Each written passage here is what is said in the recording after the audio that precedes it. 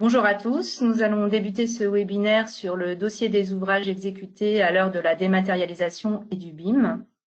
Avant d'aborder le sujet qui nous intéresse aujourd'hui, je vous rappelle que ce rendez-vous expert vous est proposé en exclusivité par Keox, portail qui permet d'accéder à la réglementation et aux normes indispensables aux professionnels du bâtiment. Le site propose également des analyses des meilleurs experts publiées dans les 5 classeurs à mise à jour et dans la revue bimestrielle Complément technique. Les abonnés reçoivent par ailleurs toutes les 2 semaines une newsletter reprenant les actualités parues sur le site.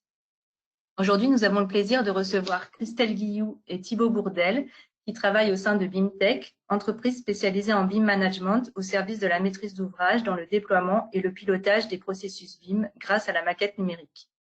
Thibaut, vous êtes ingénieur spécialisé dans le conseil numérique, vous êtes directeur général de BIMTech. Christelle, vous êtes architecte avec une expertise dans le pilotage de chantier et la synthèse par le BIM. Vous êtes BIM manager au sein de BIMTech.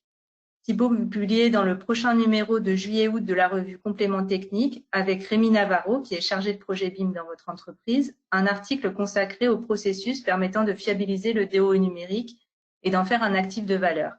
L'article sera en ligne sur le site Keox à partir de début août.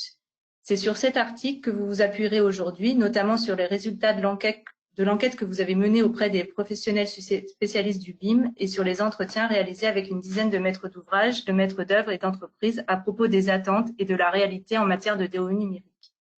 En effet, si la réception du DOE est une étape incontournable pour le maître d'ouvrage, sa constitution par la maîtrise d'œuvre et les entreprises est souvent considérée comme une tâche fastidieuse qu'il faut réaliser dans une période très chargée de fin de chantier.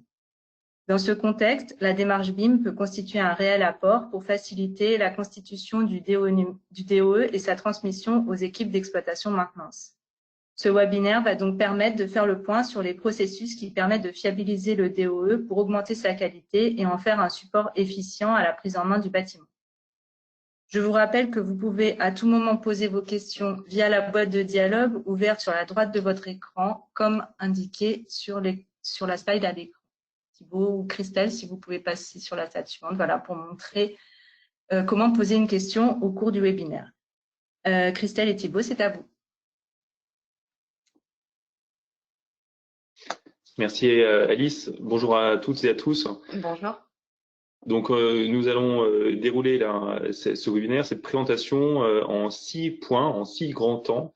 Le premier étant le constat des limites des DOE actuels. Alice, vous le disiez dans cette introduction, voilà, ces DOE sont limitants, sont limités, et le BIM vient apporter une nouvelle perspective en termes de qualité et d'exploitation par la suite. Le deuxième point, c'est de poser le constat du DOE numérique. Qu'est-ce que c'est, hein, comment est-ce qu'on va le constituer et comment on va l'utiliser par la suite.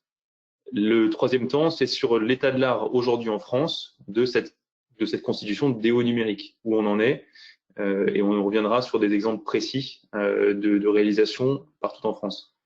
Quatrième point, c'est finalement comment on fait pour mettre en place une stratégie gagnante pour la mise en place de ce livrable si important du tel que construit en fin de chantier. Avant-dernier point, c'est sur l'amélioration et la fiabilisation des informations. Bonne pratique, comment on fait, quels sont les écueils à éviter. Et puis on finira en prenant un peu de hauteur, finalement en regardant ce qui peut être utilisé pour l'exploitation maintenance et puis se questionner sur comment on l'anticipe au maximum et comment est-ce qu'on le prescrit également dans le cas des cahiers des charges BIM, par exemple. Avant de commencer et d'en rentrer dans le vif du sujet, nous voulions vous proposer de répondre à un petit questionnaire en 4 points qui vont finalement nous permettre de voir plus précisément quels sont vos profils, vous qui nous écoutez, quelles sont vos attentes en termes du webinaire, et puis peut-être aussi votre expérience sur l'utilisation du BIM et du DOE dans le cadre des projets, ce qui permettra d'avoir des réponses plus ciblées dans le cadre de l'heure que nous avons à passer ensemble. Voilà Thibaut, le sondage s'est affiché. Je vous remercie de bien vouloir prendre part au vote. Donc un sondage à réponse unique. Voilà, l'idée d'aller assez rapidement à un pourcentage de réponses suffisamment significatif pour que nos intervenants puissent adapter leur présentation. Voilà, si vous pouvez, ceux qui n'ont pas encore voté, le faire. Voilà, donc on va bientôt clôturer cette première question. Elle est encore un ou deux votants et je m'arrête. il y en a 4, hein, donc on va aller chercher le 4 à la suite. Donc un peu d'endurance en démarrage, mais voilà. Deuxième sondage. Donc je viens de fermer les résultats. Voilà, je lance le deuxième sondage de la même manière. Question qui appelle une réponse plutôt simple. Travaillez-vous déjà en BIM sur une ou plusieurs de vos opérations? Voilà, on a un taux de progression qui est beaucoup plus rapide que lors de la première question, donc c'était vraiment une histoire de rodage. Voilà, allez, encore une ou deux réponses. On a divisé par deux le temps qu'il fallait pour atteindre le quorum. Je vais lancer la troisième question, donc toujours sur le même principe. Avez-vous déjà été confronté au sujet du DOE numérique sur l'un de vos projets?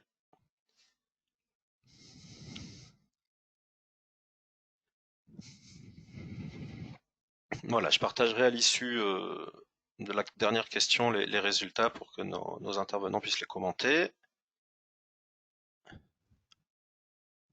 Merci. Et puis dernière question.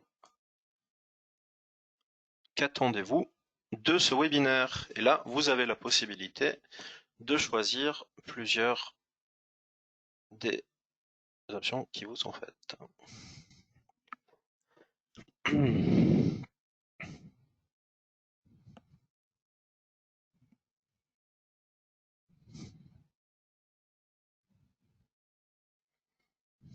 Allez, on est au bout, non seulement du questionnaire, mais du quorum à atteindre. Allez, encore un tout petit effort.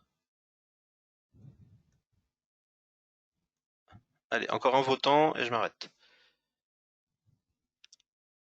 Voilà, très bien. Je vais partager, Thibaut et Christelle, les résultats. Alors, donc, quel est le profil de nos intervenants aujourd'hui?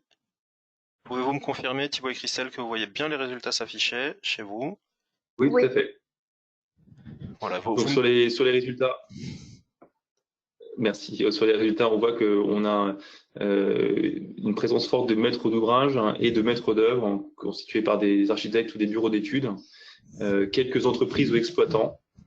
Et puis sur les autres profils, on peut avoir quelques éditeurs et d'autres profils intervenants. Ce qui est important pour nous, ça va nous permettre d'adapter les propositions sur le rôle du maître d'ouvrage et le rôle du maître d'œuvre dans le cadre de la constitution de ces maquettes DOE du tel que construit, également celui des entreprises, on y reviendra également. Alors, je vais afficher le résultat du deuxième sondage. Travaillez-vous déjà en BIM sur une ou plusieurs de vos opérations? Voyez-vous les résultats du sondage qui s'affichent? Oui. Alors sur ces réponses, hein, vous le voyez avec nous, si on fait la somme des oui tout à fait, oui plutôt, on est à 7 personnes sur 10 qui ont déjà pu avoir l'occasion de travailler en BIM sur les opérations.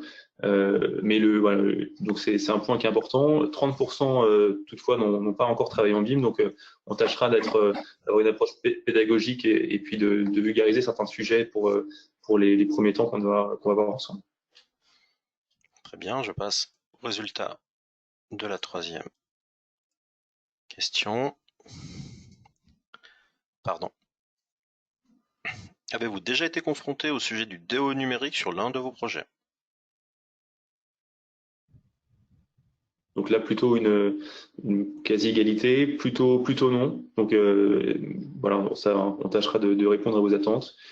Pour ceux qui ont répondu non, donc qui ont moins d'expérience dans l'utilisation de ces DO numériques-là, n'hésitez pas à poser des questions au cours de cette présentation. On y répondra avec plaisir dans le second temps qu'on aura ensemble. Et je passe au quatrième sondage. Qu'attendez-vous de ce webinaire?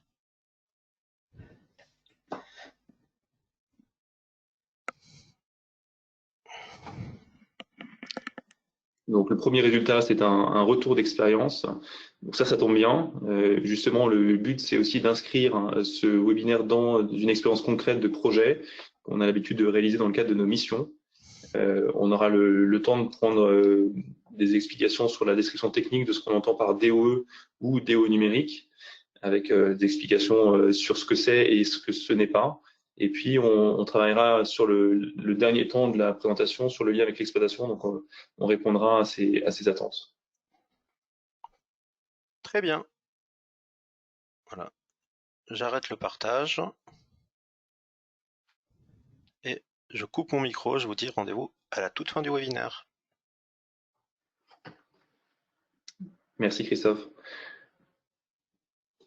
Alors pour commencer, qu'est-ce que disent les textes de loi, qu'est-ce que disent les textes réglementaires? Alors dans l'actualité, fin mars, nous avons eu dans le nouveau CCAG travaux différentes prescriptions, que ce soit en termes de DOE ou en termes de BIM.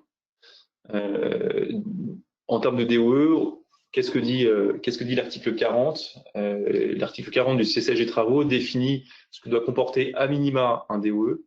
Il évoque des plans d'exécution, des plans de distribution au détail de l'ouvrage, c'est des carnets de détail ou des éléments techniques mis en œuvre par l'entreprise. Ça va être aussi des notices descriptives, des notices de fonctionnement des équipements, qu'on a l'habitude d'appeler DUO, qui sont des éléments complémentaires au DOE et qui sont remis en fin de chantier.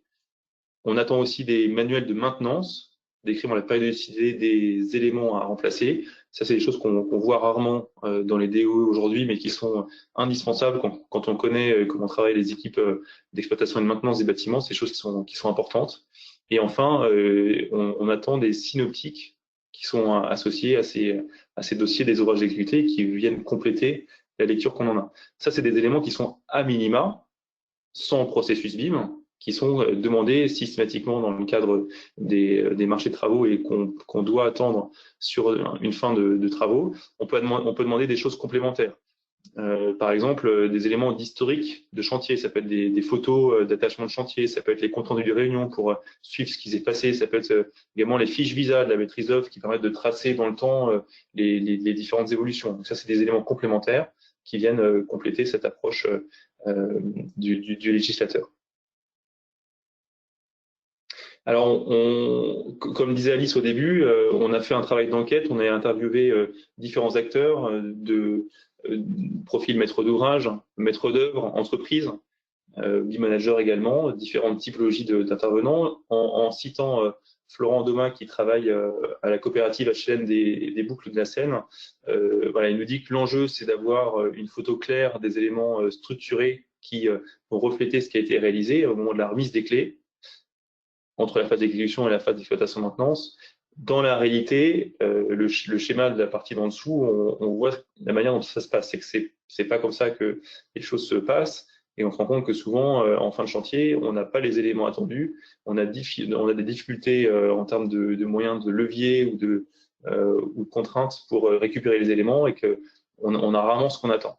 Donc, un des enjeux aujourd'hui, si on fait une photo à l'instant T, c'est qu'on a des vraies problématiques en termes de construction des DOE et de réception en tant que maître d'ouvrage. Voilà. Et Florent Domain nous expliquait, lui, ses difficultés à avoir les éléments en temps et en heure.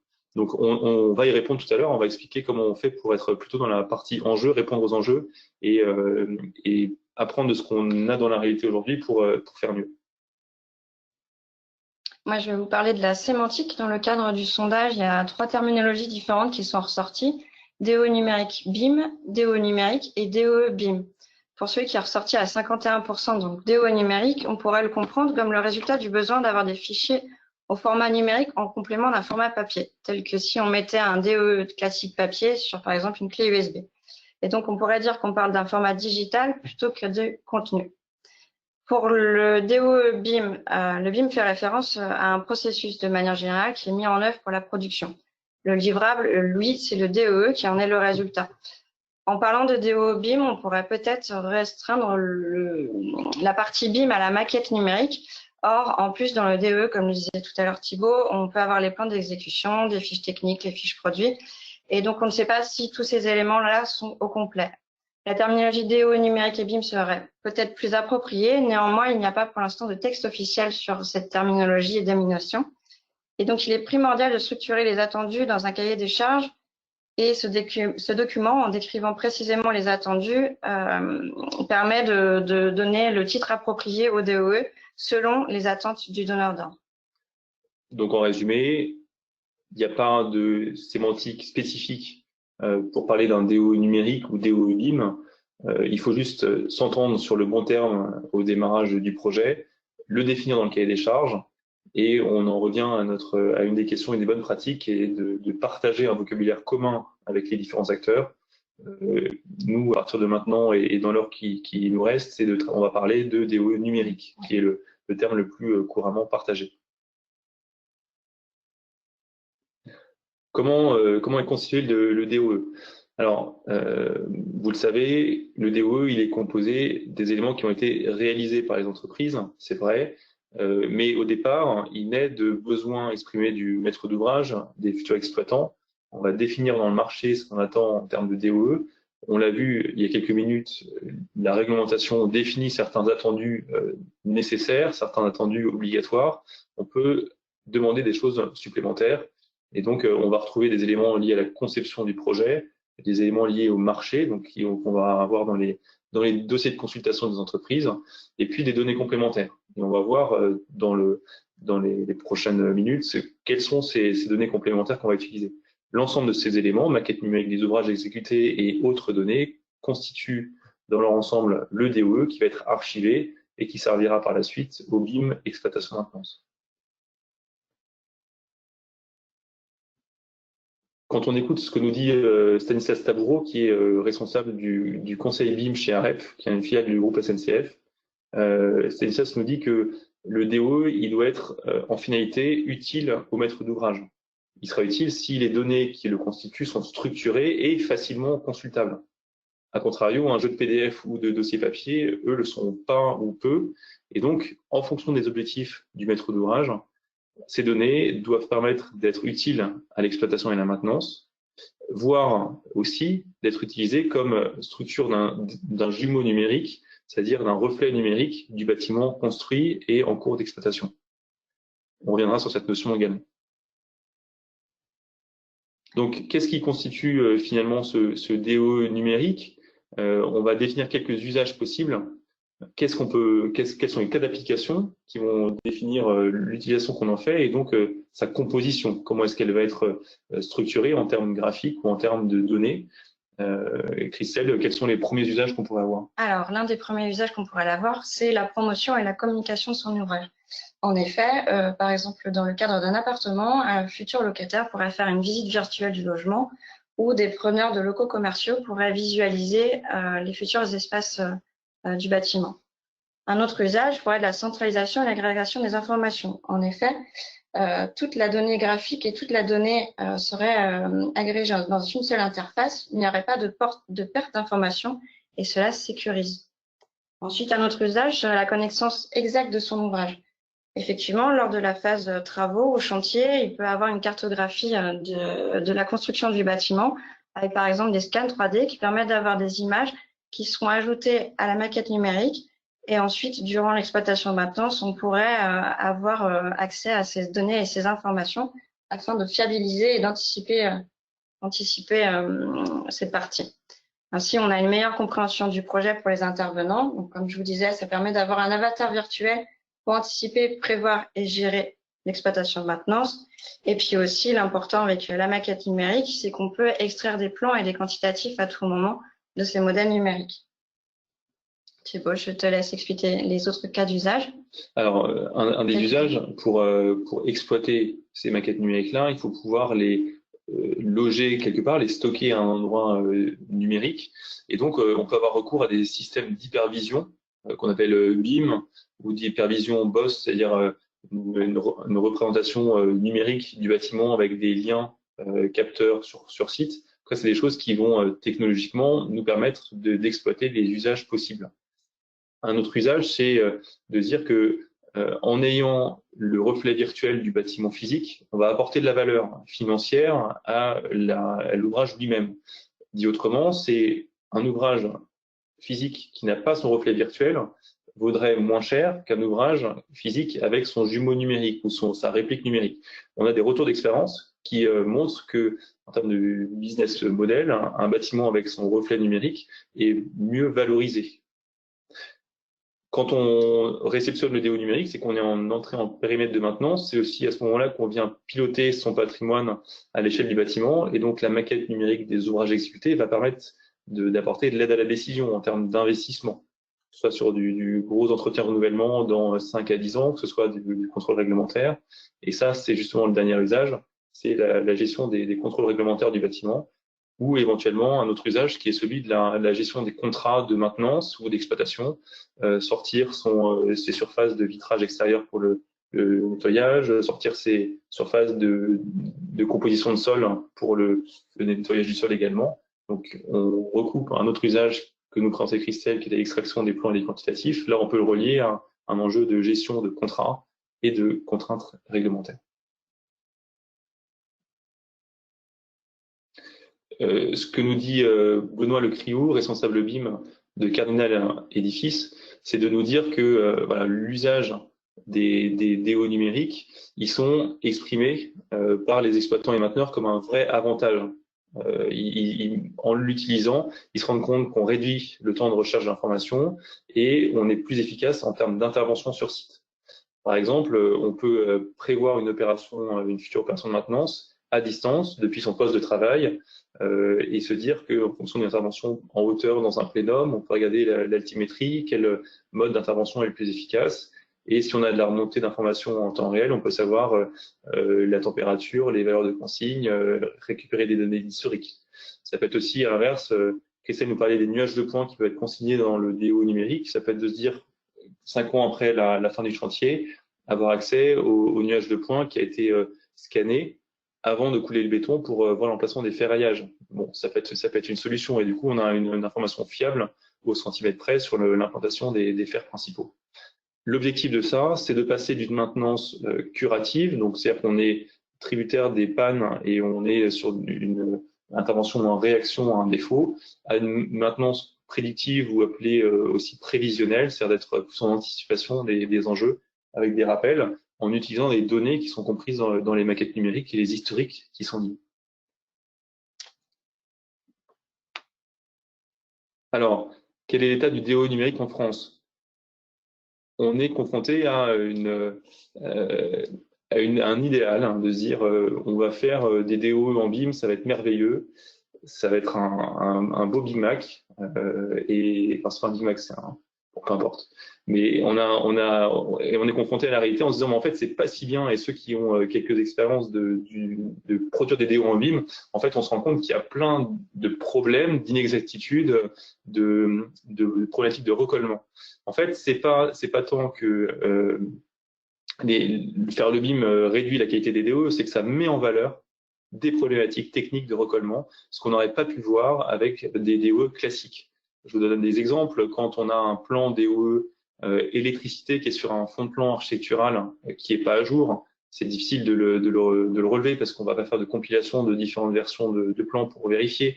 Quand on a la CVC qui n'est pas en dernière version avec le modèle structurel, pareil, c'est des éléments qui sont compliqués à vérifier. Là, quand on a une maquette numérique DOE compilée, c'est là qu'on voit les problématiques. Et la deuxième raison, c'est quand on est sur site et qu'on affiche la maquette numérique sur une tablette ou sur un téléphone, on ne peut pas mentir. C'est-à-dire que la problématique saute aux yeux, et donc on voit vraiment au niveau de la réalité que c'est pas le burger qu'on avait commandé.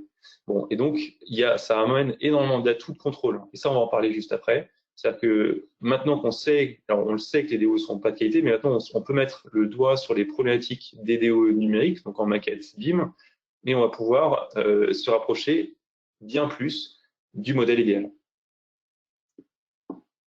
Du coup, dans le cadre du sondage que nous avions fait, on a constaté que 65% des sondés avaient déjà participé donc à la constitution d'un DO numérique, et que pour ceux qui avaient répondu à 35% non, il s'agit en majorité des maîtrises d'ouvrage du secteur privé.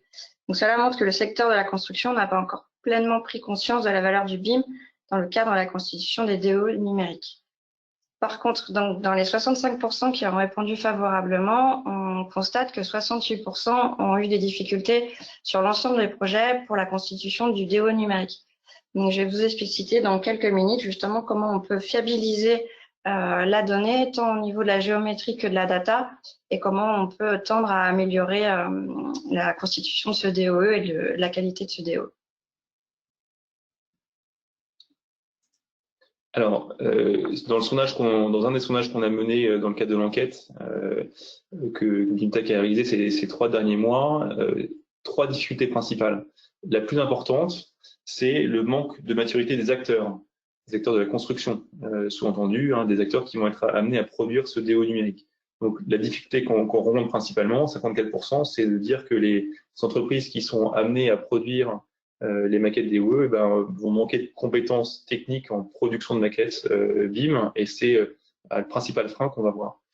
Le deuxième frein, c'est le cahier des charges BIM qui est imprécis. C'est-à-dire que en fait, la vision cible, la composition du livrable n'est pas clairement indiquée dans le cahier des charges BIM.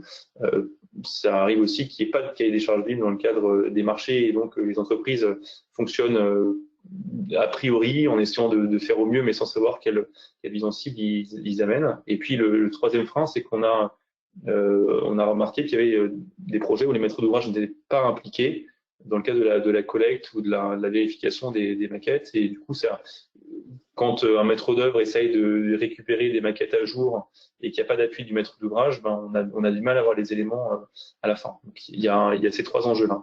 Donc, si vous voulez, là, ce qu'on va montrer, c'est comment on essaie de contourner ces 3 difficultés pour à chaque fois avoir les bonnes réponses et de faire en sorte que la maquette numérique en phase de DOE, au moment du livrable DOE, sera le plus en qualité possible pour faire des difficultés des forces. Alors, quand on a interviewé Christophe Lheureux, qui est directeur délégué à l'innovation et au bâtiment intelligent d'Immobilière 3F, M. Lheureux nous ramène sur Terre. Il nous dit, aujourd'hui, la réalité, c'est sans BIM, les DOE ne servent à rien. Et dit autrement, ils ne servent pas à ce qu'ils pourraient servir. Donc, ils amènent de l'intérêt, mais ils ne sont pas utilisés pour ce qu'ils devraient. Donc, en revenant aux fondamentaux, ce que nous dit M. Lheureux, c'est que il faut qu'il puisse être utilisé, ce DOE, pour passer de la construction à l'exploitation, aider le maître d'ouvrage à prendre en main son bâtiment, l'aider à le mettre en service et surtout à se poser des bonnes questions pour trouver des solutions par la suite. Voilà, donc il nous dit il faut être pragmatique. Et une des difficultés qu'on a, c'est bien que dans l'état actuel de diffusion des BIM en France, il y a une problématique de maturité de l'écosystème et que la proposition de cette approche, elle n'est pas homogène chez tous les acteurs. Donc, voilà, comment on fait pour répondre à ça et quelle stratégie de marché, d'organisation, de mise en œuvre on va choisir pour être pragmatique et en même temps cocher ces fondamentaux qu'on attend. Alors pour ça, il y a une des réponses. C'est le cahier des charges BIM. Oui, tout à fait. Le cahier des charges BIM, il prime sur la convention BIM et donne du coup un avantage à la maîtrise d'ouvrage et également sur les pièces graphiques et écrites de la maîtrise d'œuvre. Donc, c'est ce que je vais expliquer ensuite. Donc, le CCAG Travaux, lui, il nous dit le BIM a une reconnaissance légale. Donc, il est entré en vigueur le 1er avril 2021 et il définit ces enjeux en disant voilà, le cahier des charges, il formule les attentes spécifiques du maître d'ouvrage, il définit ce qu'on attend du processus en tant que tel, les objectifs attendus, les usages également, et on a une priorité contractuelle pour dire voilà, il est opposable et il est partie intégrante du marché.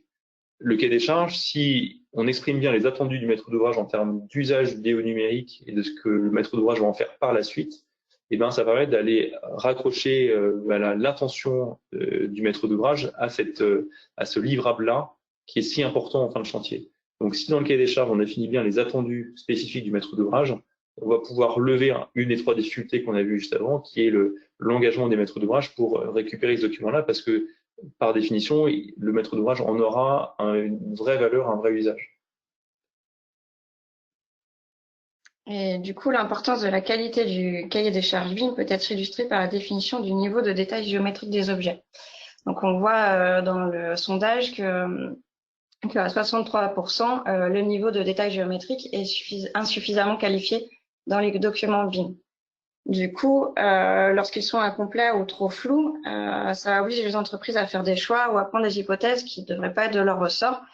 Et du coup, pour la réalisation du DOE, s'il est mal qualifié, il pourrait devenir plus complexe que nécessaire et finalement s'avérer inutile au regard des usages de la maîtrise d'ouvrage et de l'exploitant. Donc, il faut vraiment bien qualifier en amont, dès le cahier des charges BIM, les usages qu'on va avoir besoin et bien qualifier ces éléments-là. Ainsi, va intervenir le rôle de l'assistant à la maîtrise d'ouvrage et du BIM manager, qui sont deux experts de la maquette numérique et qui sont tous deux garants de la bonne application et de la constitution du DO numérique, qui sont un rôle qui sont complémentaires. Ce qu'on va voir ensuite. Donc voilà, c'est deux personnes différentes dans le cadre du projet, mais qui travaillent conjointement. Il faut mettre en avant que c'est vraiment un processus collaboratif. Alors, on va avoir l'AMO BIM qui, lui, va être du côté de la maîtrise d'ouvrage.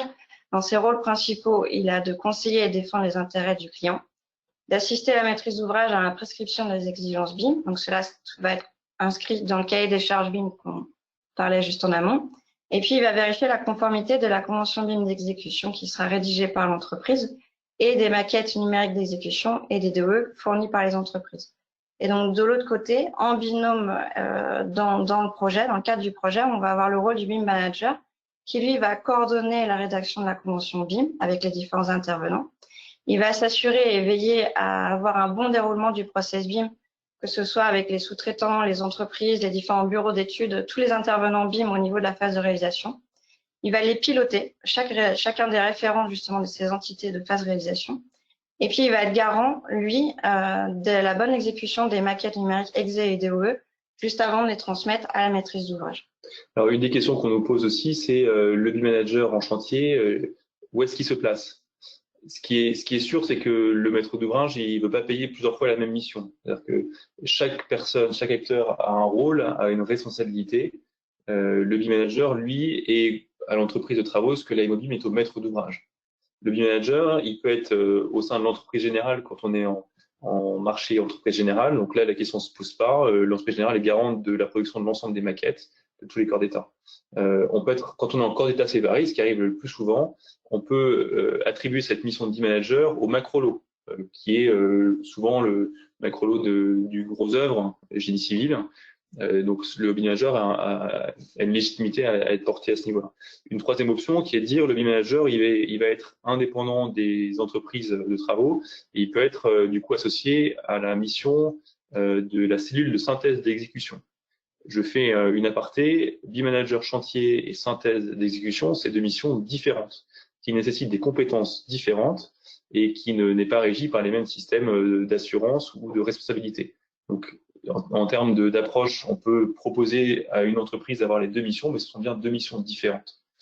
Voilà pour ce point de clarification.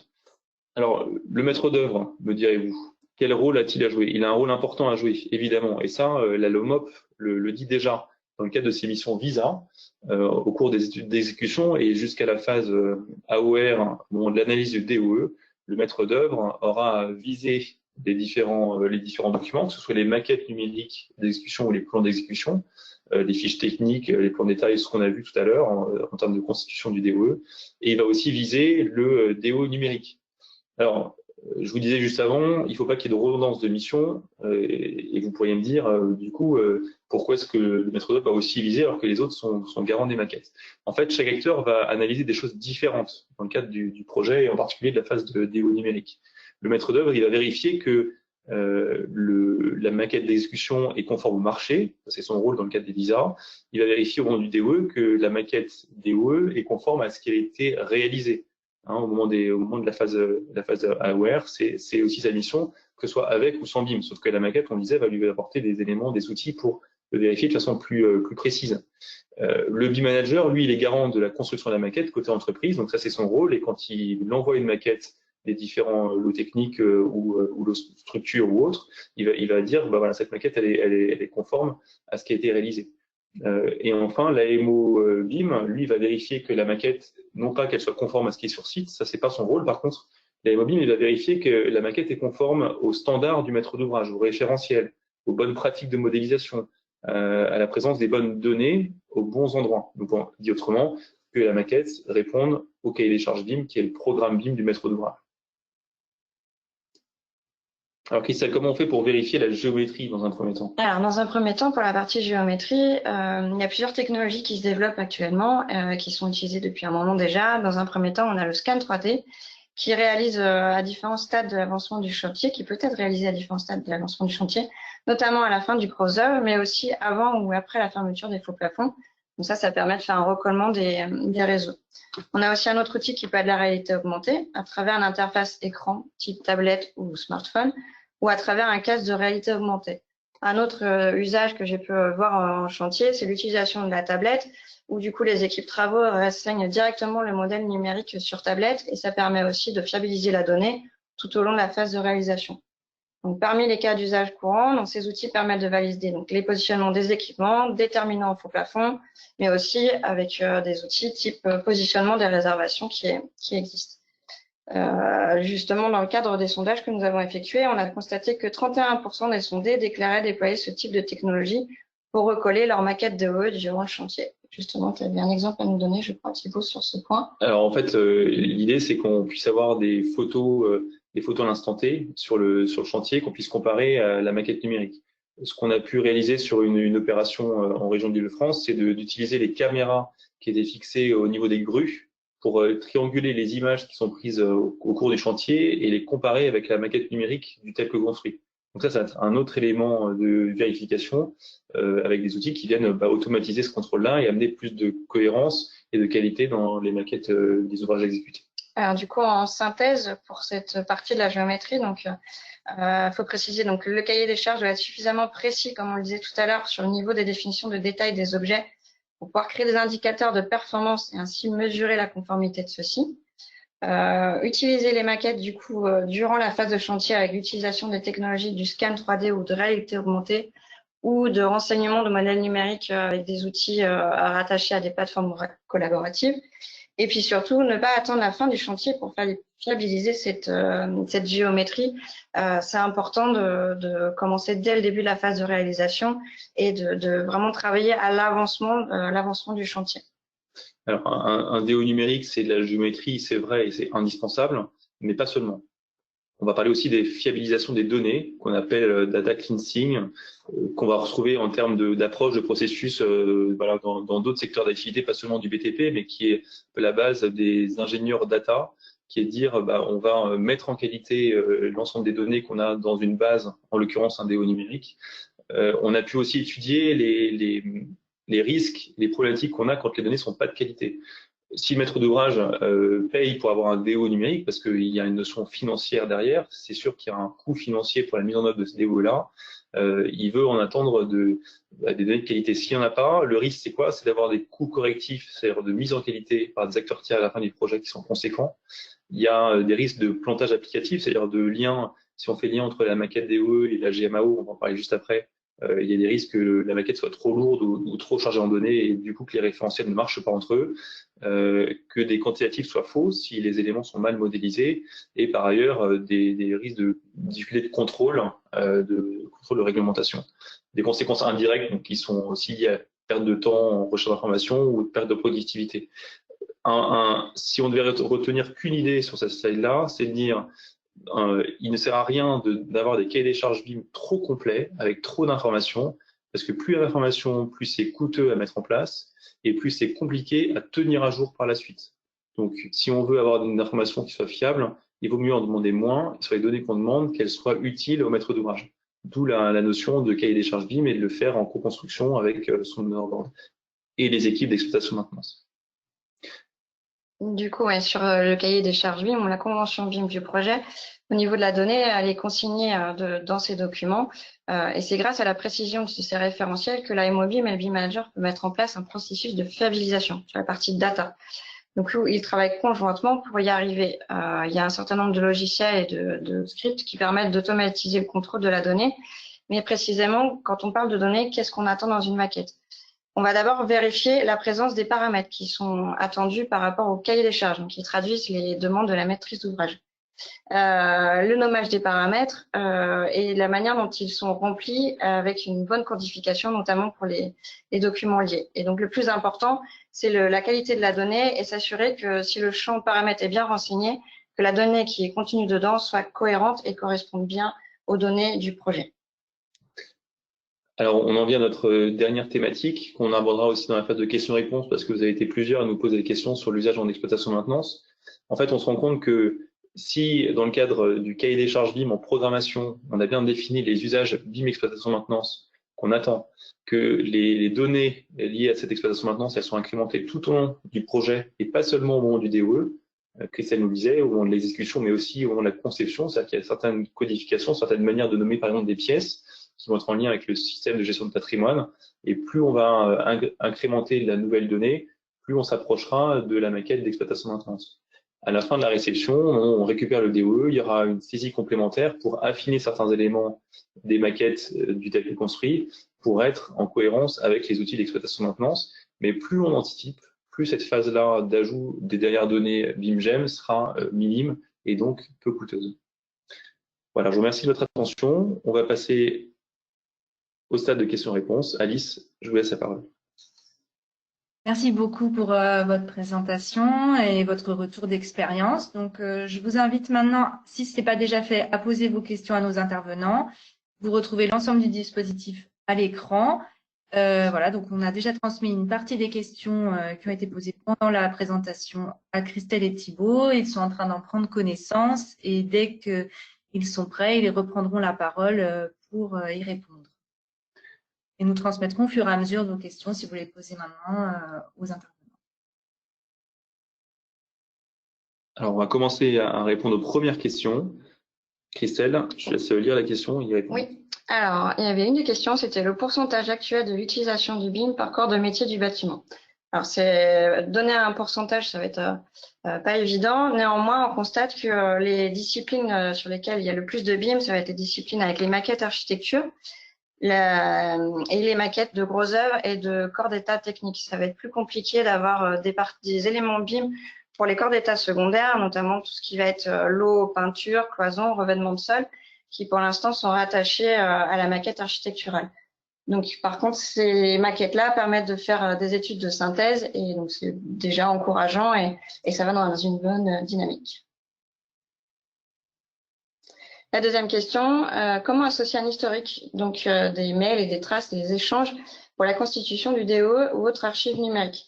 Pendant le temps du projet, j'aurais tendance à dire qu'il faut utiliser une plateforme collaborative tant dans la phase de conception que de la phase de réalisation qui va permettre le stockage de toute la donnée et toutes les informations de manière centralisée.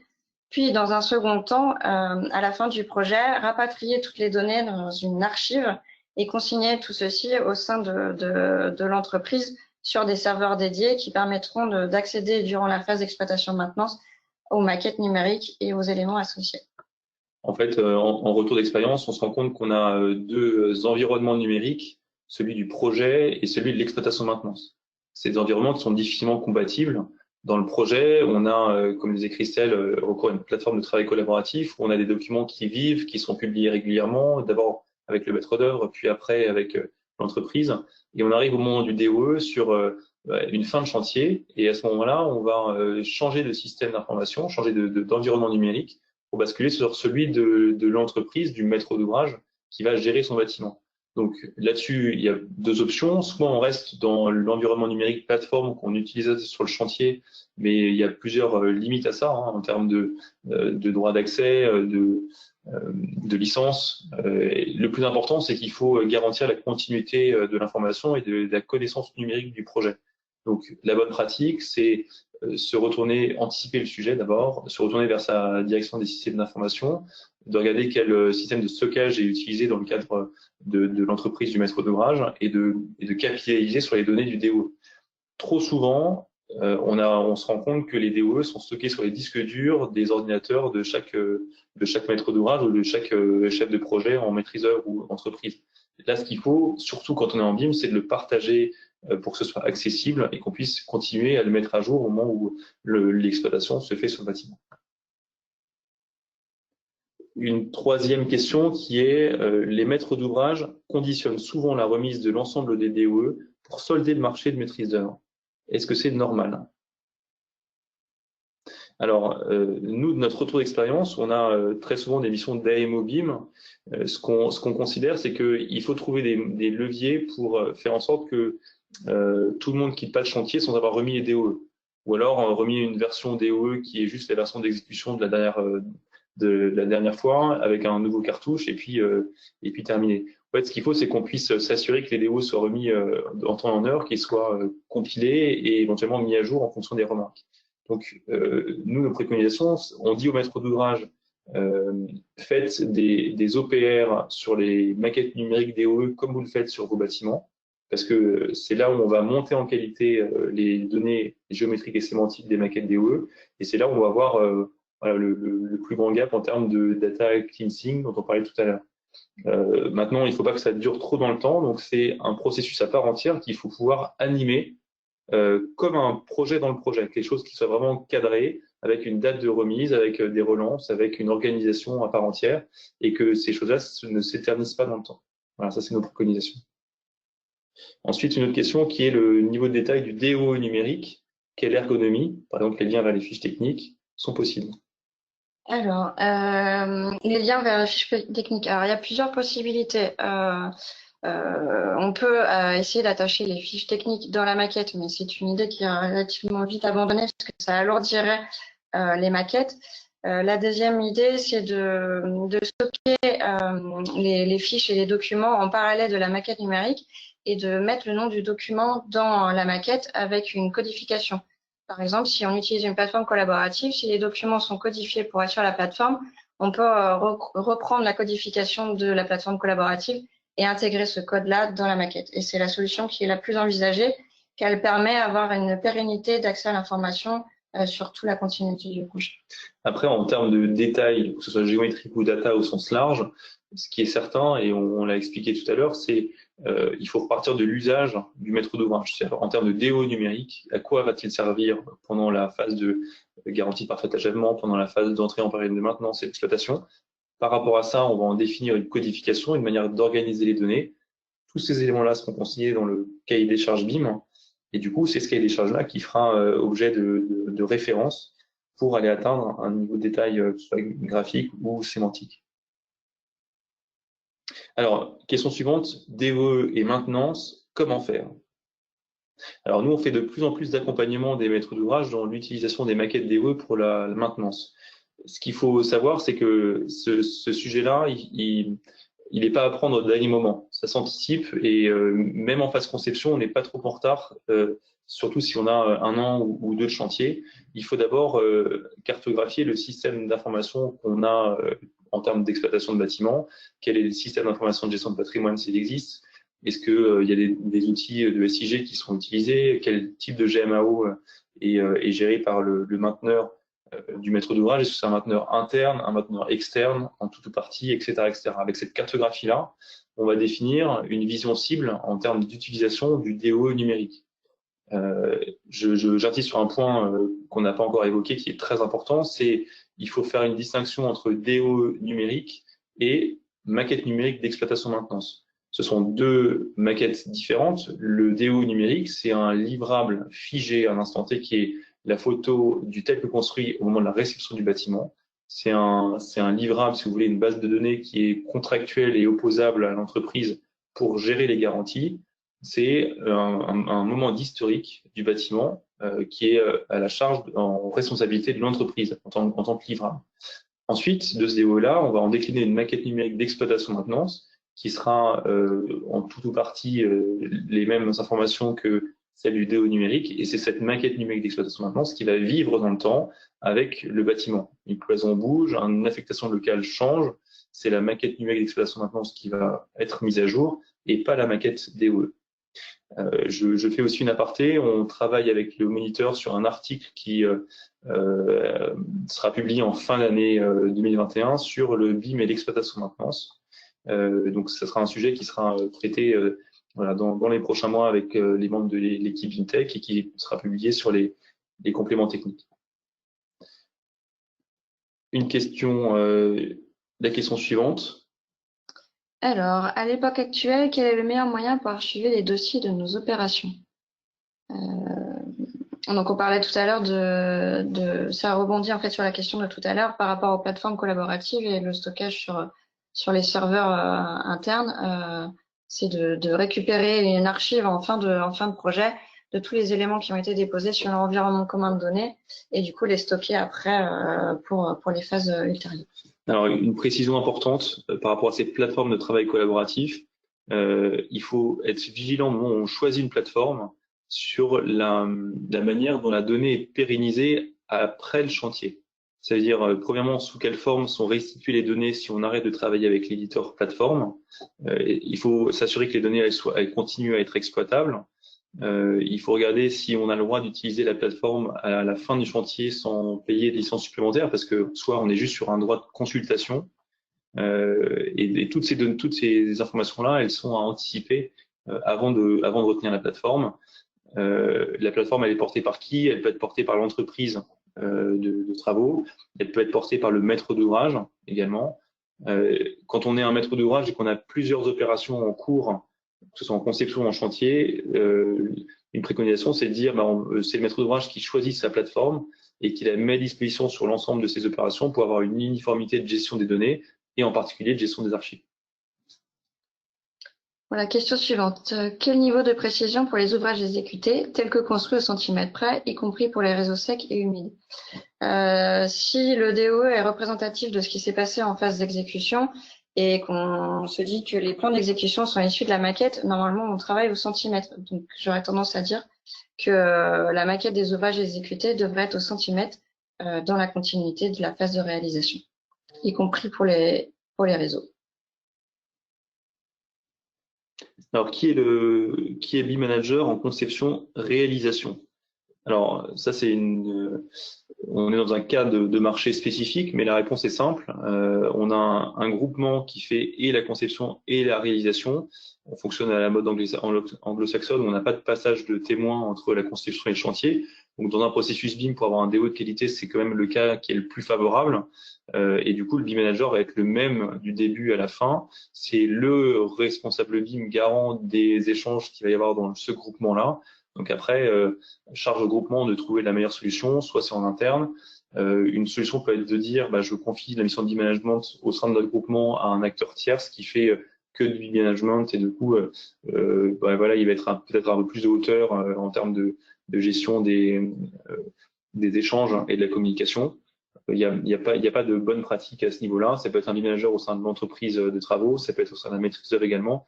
Ce qui est sûr, c'est que le BIM manager, lui, son rôle, c'est de faciliter les échanges et la bonne production des maquettes. Donc après, c'est plus une question de compétence de l'individu qui va porter le processus BIM que de là où il se place.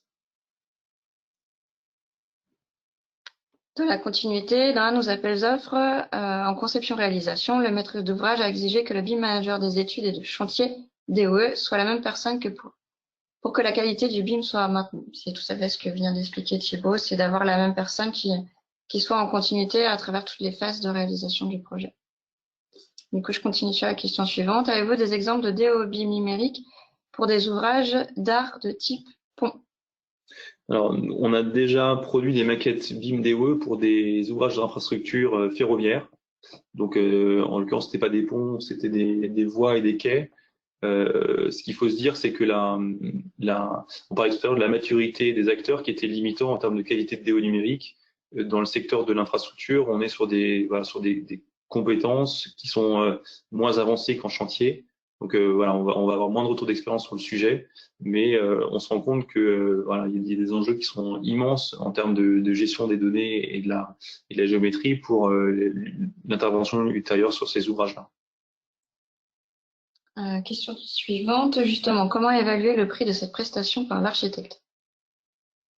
Alors, il y a plusieurs sujets. C'est de quelle prestation parle-t-on? Est-ce que si c'est une prestation au moment du DOE, j'ai envie de dire, on travaille quasiment à isopérimètre. C'est-à-dire que là où on avait avant que des plans analysés, on a certes une maquette en plus analysée, mais c'est pour moi un outil d'aide complémentaire à la vérification de la bonne qualité des DOE. Donc ça devrait pas rajouter de temps. Et encore une fois, pour moi, le maître d'œuvre, il n'a pas à mettre de tampon visa sur la maquette elle-même. C'est le rôle de la MOBIM, c'est le rôle du BIM manager. Le maître d'œuvre, il va vérifier par la maquette que le bâtiment est bien conforme tel que construit et il va s'assurer via le BIM manager que les plans sont bien issus des maquettes. Donc il y a ce process-là qui est bien à préciser. En attendant, ce process-là de fin de chantier, il est déjà prévu, il est expliqué dans le cahier des charges BIM pour dire qui fait quoi, qui restreint de quoi. Donc pour moi, le rôle de l'architecte au moment du DOE, il n'y a pas de mission complémentaire. là où il y a un point important qui n'est pas propre au DO, qui est plus propre au chantier en BIM, c'est est-ce que l'architecte a comme rôle de faire une maquette guide d'exécution. On a souvent en chantier son BIM le maître d'œuvre qui fait des plans guides d'exécution, c'est-à-dire des plans qui servent de référence aux entreprises dans le cadre des études d'exécution. C'est une bonne pratique qui est pas fait tout le temps, mais nous on recommande. Disons qu'en BIM c'est la même chose, c'est-à-dire que la maquette architecturale DCE, donc du marché, s'il y a des évolutions de programmes qui arrivent en chantier, il peut être bien que le maître d'ouvrage confie une mission complémentaire au maître d'œuvre, à l'architecte en question, pour mettre à jour sa maquette architecturale qui servira ensuite comme référence aux entreprises en exécution puis en dévo. Alors, vous présentez le DO numérique au travers de la maquette, mais comment lier les documents, notices, photos à ces plans de maquette? J'avais partiellement répondu tout à l'heure à cette question. Donc, il y a trois grandes possibilités. Donc, soit stocker dans la maquette, ce qui n'est pas tellement préconisé. Il y a l'utilisation d'hyperliens, donc qui renvoie un lien qui renverrait au document stocké sur un serveur. Ou alors la troisième possibilité qui est la plus préconisée au niveau de la pérennité d'accès à l'information, c'est de codifier, rajouter un paramètre dans les maquettes et de mettre le nom du document dans la maquette, du coup, pour envoyer et rattacher aux objets.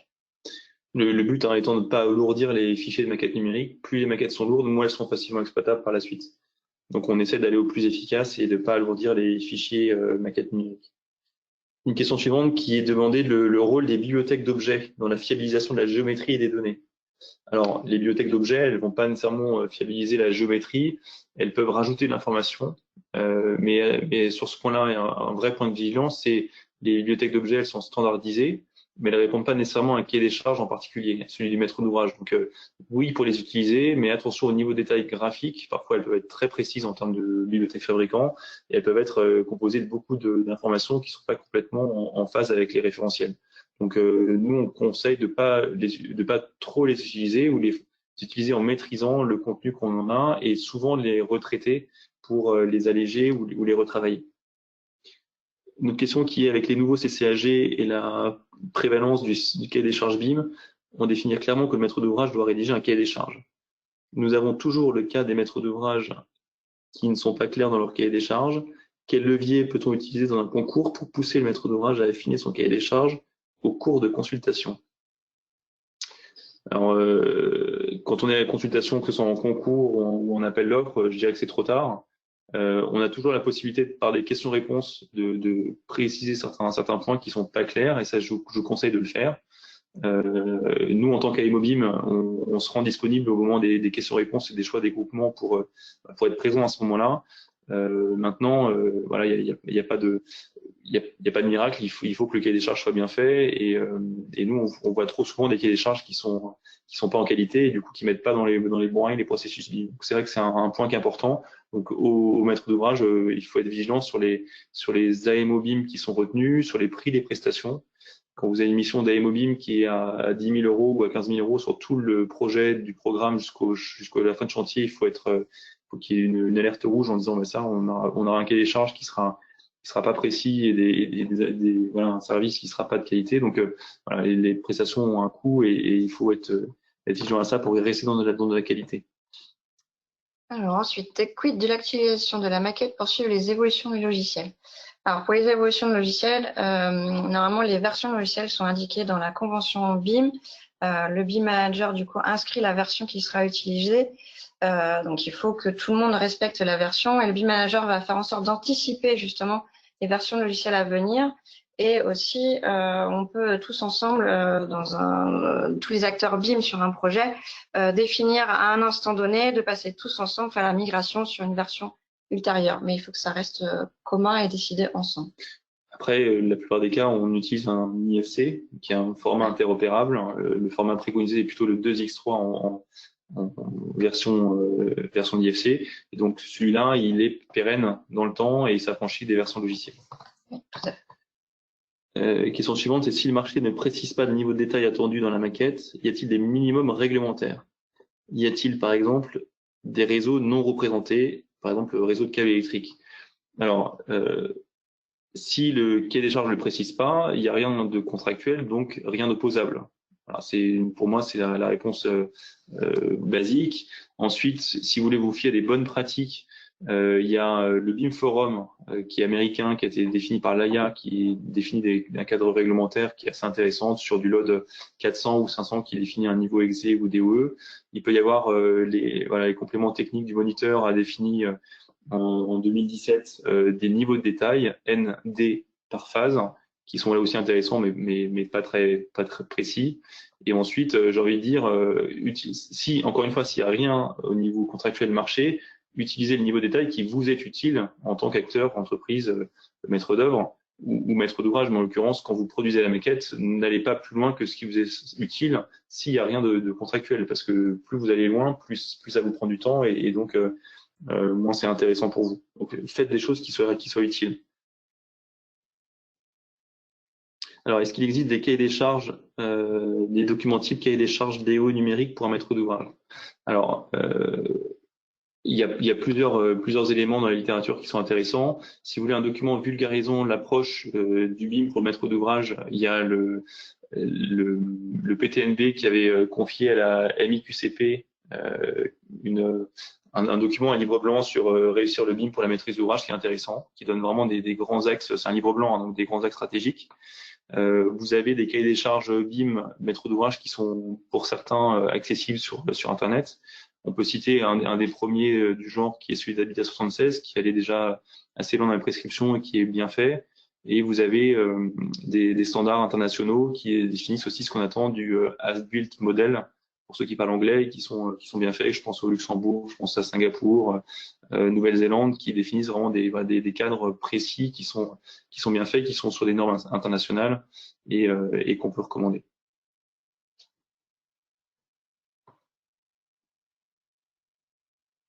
Le besoin émis par la maîtrise d'ouvrage est simplement d'obtenir une maquette numérique et les informations associées dans le cadre du DO. Pourquoi le maître d'ouvrage doit-il définir dans ce cas les moyens alors que seul le résultat l'intéresse? En l'occurrence, le maître d'ouvrage ne définit pas les moyens. C'est au BIM manager de l'entreprise de définir les moyens dans le cadre de sa convention BIM d'exécution. Le maître d'ouvrage, à travers son expert qui est la MOBIM, ne définit que ses objectifs de résultat, c'est-à-dire ses livrables. Et on est d'accord, hein, le livrable, c'est le DO numérique. La manière d'arriver à ce livrable-là, c'est pas au maître d'ouvrage de le définir, c'est bien au BIM manager dans le cadre du groupement. Tout à fait. Peut-on exiger la transmission du DO numérique au jour, voire quelques jours avant la livraison? Est-ce réaliste? Il faut anticiper la livraison du DO numérique. Ça se prépare, ce qu'on disait tout à l'heure, dès le début de la phase de réalisation. Et ça, pour que toute la donnée data et tous les documents qui sont associés et liés au DOE, ça se prépare. Donc on peut pas. Ça, c'est trop. Donc il faut pas le faire au jour le jour, il faut anticiper. Voilà. Une bonne pratique, c'est de demander à son AMOBIM non pas d'intervenir qu'au moment du DOE pour la validation du DOE, mais d'intervenir au moment de l'exécution pour arriver à plusieurs moments au cours du chantier. Des jalons tout au long de la phase exé. Voilà. Parce que ce qu'on disait, c'est que la maquette d'exécution, c'est finalement une prémisse de ce qu'on va voir au moment du DOE. Si la maquette exé est bien organisée, bien structurée, même si elle n'est pas parfaite et finalisée, c'est déjà une manière d'avoir une V0 du DOE qui est de qualité et puis d'avancer vers une V1 voire une V2 qui sera le plus près de ce qu'on attend. Alors, lorsqu'on fait des travaux sur un bâtiment existant, peut-on alimenter le DO numérique initial? Alors ça, c'est une bonne question. Par rapport à ça, plusieurs réponses. D'abord, souvent, quand on travaille dans l'existant, il faut une maquette numérique de l'existant. C'est au même titre qu'on demande des plans de géomètre. Si on travaille en BIM dans un bâtiment existant, il faut une maquette de l'existant qui est une donnée d'entrée fournie par le maître d'ouvrage au maître d'œuvre. Donc, on peut imaginer que sa maquette de l'existant-là, elle va être en partie mise à jour par le DOE de la partie construite. Alors ça, c'est un point qui est important. On peut le définir dans le cahier des charges dès le début. Donc, on est clair sur le fait que la partie du bâtiment qui ne sera pas modifiée, elle a sa maquette qui est l'état existant, et le bâtiment qui a été construit, elle va faire l'objet d'une mise à jour de la maquette globale. À ce titre-là, on intervient auprès d'un grand maître d'ouvrage qui travaille dans le secteur ferroviaire. Eux ont des gares qui sont en partie existantes, en partie modifiées. On est souvent dans ce paradigme-là de dire on va garder des maquettes existantes et on ne devrait mettre à jour que la partie qui a fait l'objet de travaux et qui va être entre guillemets rafraîchie. À votre connaissance, y a-t-il des solutions BOS Building Operating System fiables et éprouvées déjà sur le marché? Le cas échéant, s'agit-il d'une collection d'outils qu'on doit connecter entre eux ou une suite logicielle cohérente d'un seul éditeur? Alors, on n'est pas là pour faire de la pub ni recommander des éditeurs, même si on travaille avec la plupart du marché. Nous, on pense que la solution la plus fiable, c'est qu'on puisse s'intégrer dans un système d'information patrimoniale existant. C'est pour moi une des clés de succès. On peut pas dire on fait du BIM sur un de vos 100 bâtiments, mettons. Du coup, comme on fait du BIM, il faut changer tous vos outils de gestion de maintenance et d'exploitation parce que ils sont pas compatibles BIM, ça marche pas. Donc notre préco, c'est on va avoir pendant un temps donné des plans patrimoniaux, des plans techniques sans BIM et des plans avec du BIM. Donc il faut des solutions qui puissent être agiles et gérer les deux formats. Donc la meilleure solution, c'est d'avoir une solution qui gère de l'exploitation maintenance en BIM notamment, et qui puisse s'interfacer avec la GMAO, la GTB et autres. Voilà. Et là, aujourd'hui, il en existe sur le marché qui sont fiables et qui fonctionnent. Quelle est la place des petites entreprises dans ce processus? Je parlais tout à l'heure justement en chantier des corps d'état séparés, des corps d'état secondaires, pardon, comme revêtement de sol, peinture, qui sont pas encore modélisés en BIM. L'idée, c'est de travailler de concert avec le BIM Manager et par exemple sur un support de type fichier Excel, ce que j'ai déjà expérimenté, c'est de proposer un document Excel aux entreprises qui renseigne toutes les données qu'ils peuvent transmettre sur leur lot dans ce document-là et qui seront ensuite implémentées dans la maquette architecture, par exemple, suivant les disciplines. Alors, il va rester encore 3 questions. Pendant l'exploitation, comment et qui gère les modifications apportées au bâtiment sur la maquette? Donc ça, c'est pendant l'exploitation, c'est-à-dire qu'on a fini le chantier, le DO a été remis et archivé, la maquette numérique d'exploitation a été produite, sert à l'exploitation et à la maintenance suivant les usages qu'on a définis au préalable avec l'exploitant, le mainteneur, le gestionnaire de patrimoine. Comment sont faites les mises à jour? Ça, c'est un processus qu'on appelle data management, c'est-à-dire de mise à jour des données des maquettes. 2 solutions, le maître d'ouvrage l'a anticipé, il s'est renforcé en interne pour prendre la compétence de mise à jour des maquettes. C'est-à-dire que c'est une personne qui maîtrise les formats propriétaires de maquettes type Revit, Archicad, Allplan ou autre. Ça, c'est une première solution. Pour les grandes équipes de maîtres d'ouvrage, il y a aujourd'hui des acteurs qui font des mises à jour de plans AutoCAD. Donc, on peut imaginer que demain, ils changent de logiciel, ils passent sur des logiciels qui soient en BIM. Ça, c'est une première solution, elle fonctionne. La deuxième solution, c'est d'externaliser la prestation de mise à jour des maquettes avec un système de ticketing, comme on peut l'avoir pour un déclenchement de maintenance, en disant j'ai fait telle intervention et je demande une mise à jour. Pour pas que ce soit trop fastidieux, on recommande de faire ces mises à jour une fois tous les 6 mois ou une fois par an. C'est-à-dire qu'au bout de 6 mois, on récolte toutes les demandes de modification, on fait une modification importante sur l'ensemble du bâtiment qu'on republie dans l'interface de gestion, exploitation, maintenance qui intègre la maquette numérique. Ce qui est sûr, et pour finir de répondre à cette question, c'est pas quelque chose qui se définit le jour de la réception. Il faut l'anticiper. Idéalement, il faut demander à son AMO BIM qu'il ait la compétence d'accompagner le maître d'ouvrage dans l'utilisation du BIM en exploitation maintenance et que ça puisse être anticipé de manière macro dès le programme. C'est vraiment une préconisation sur l'expérience qu'on a nous.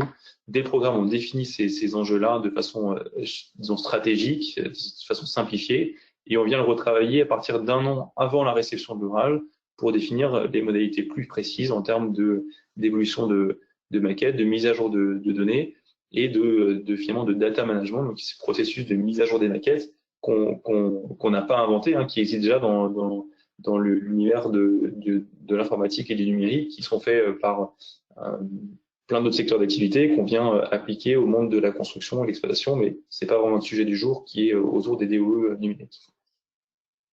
Comment pouvons-nous dématérialiser nos DOE existants? Donc là, on fait référence à de la numérisation de patrimoine. Donc passer d'un plan DOE à une maquette.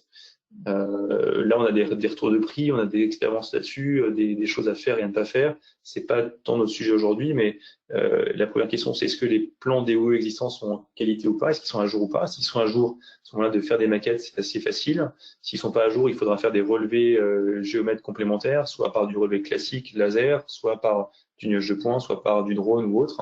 La méthode de relevé dépendra de l'usage que vous aurez des maquettes et du coup de la manière de modéliser les maquettes et des données à mettre à l'intérieur. pareil, on fait appel à un conseil qui vous définit le cahier des charges, qui fait une consultation avec les bons partenaires.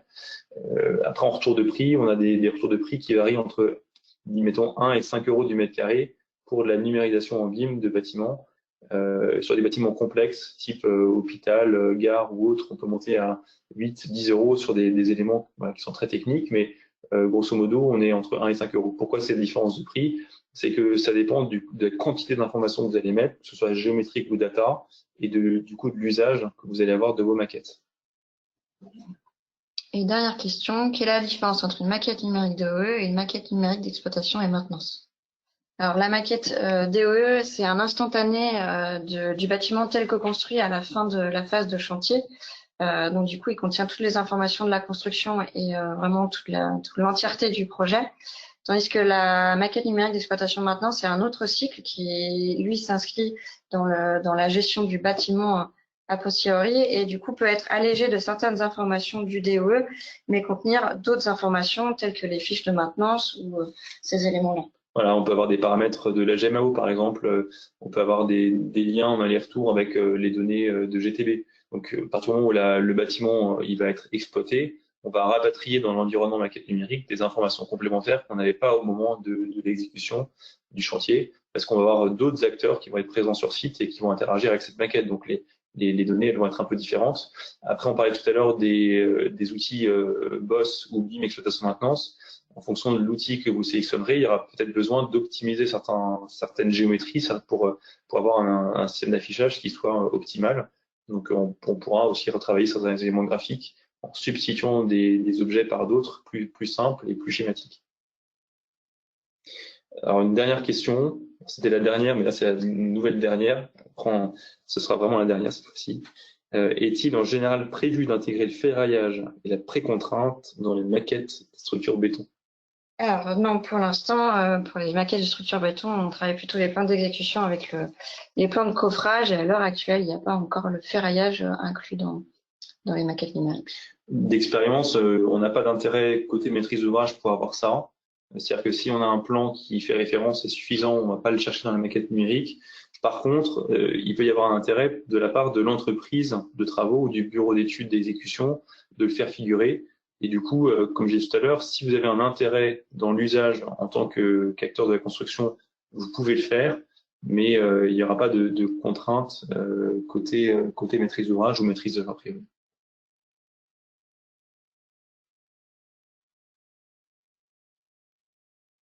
Merci beaucoup à Christelle et Thibaut pour vos réponses. Je vous remercie beaucoup pour votre participation à ce webinaire.